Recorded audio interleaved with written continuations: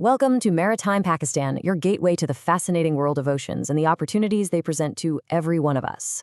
We have explored naval warfare through the book Fleet Tactics and Coastal Combat. Today's explainer discusses Appendix B to the third edition on the principles of war. Okay, so let's jump right into it. You hear about it all the time, right? These timeless principles of war. The idea that there's some kind of universal rulebook for winning. But is it really that straightforward? Is there some secret checklist that all the great commanders had tucked away in their back pocket? Well, here's the thing. When you actually start digging into what these great military minds wrote, you find something kind of surprising. There's not one set of rules. There are a ton of them.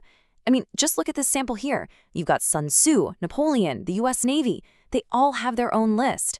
And while they're all geniuses in their own right, they're not all singing from the same hymn sheet. So that leads to the big question, doesn't it? If these principles are so universal, so fundamental, then why are there so many different lists? Well, the book gives us some really fascinating reasons why.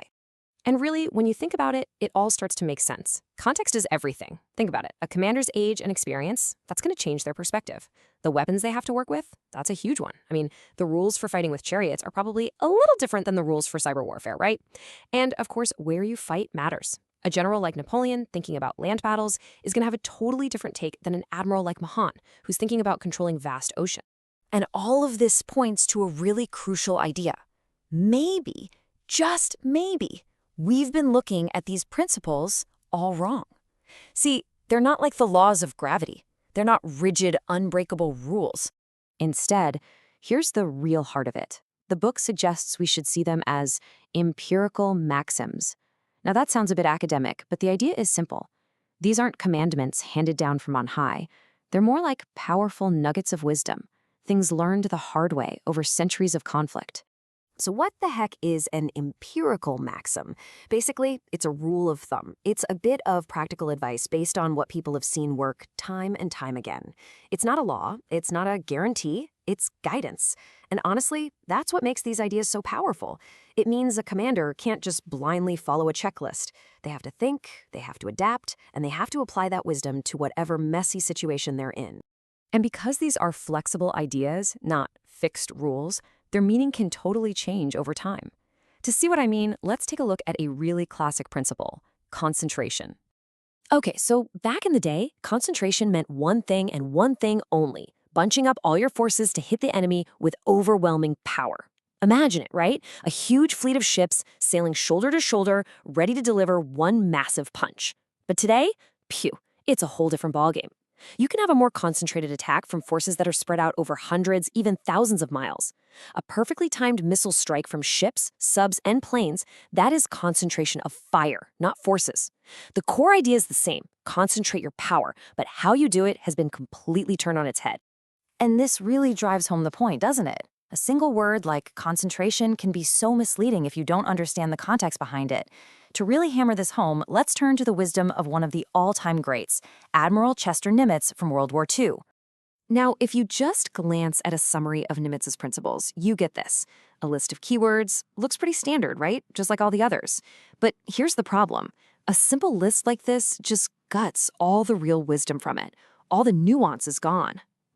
But then, you go back to what he actually wrote in his 1923 thesis, and it's a whole different world. These aren't just keywords, they're full-on commands, packed with intensity. Just listen to the phrasing. With the utmost energy, to avoid loss of time, follow up every advantage gained. You see, this isn't just a list of tactics. It's a complete philosophy of fighting. It's about mindset, it's about aggression, it's about never letting up. And he doesn't stop there. He gets into super specific practical advice. He says to isolate a portion of the enemy battle line and crush it. He talks about using the environment, the sun, the wind, the fog, to your advantage. That is the real gold, the stuff you can actually use. And it's exactly what gets lost when you just boil it all down to a few buzzwords. So it's pretty clear, right? Behind every one of these simple principles is a huge amount of deep tactical wisdom. Which, of course, brings us to the ultimate question. After looking at all of this, is there one principle to rule them all? One thing that's more important than anything else? You know, maybe Nimitz himself gives us the best answer. And it's an answer that flips the whole idea on its head. He basically said that victory doesn't go to the person with the perfect plan or the perfect gear. It goes to the leader who uses whatever they've got right now with the greatest possible energy. So in the end, maybe the most important principle of war isn't a principle at all. Maybe it's just about taking decisive action right here, right now. It's a powerful reminder that it's not about the rulebook, it's about the leader. We hope that you liked today's explainer. Post your questions in the comments section for future explainers.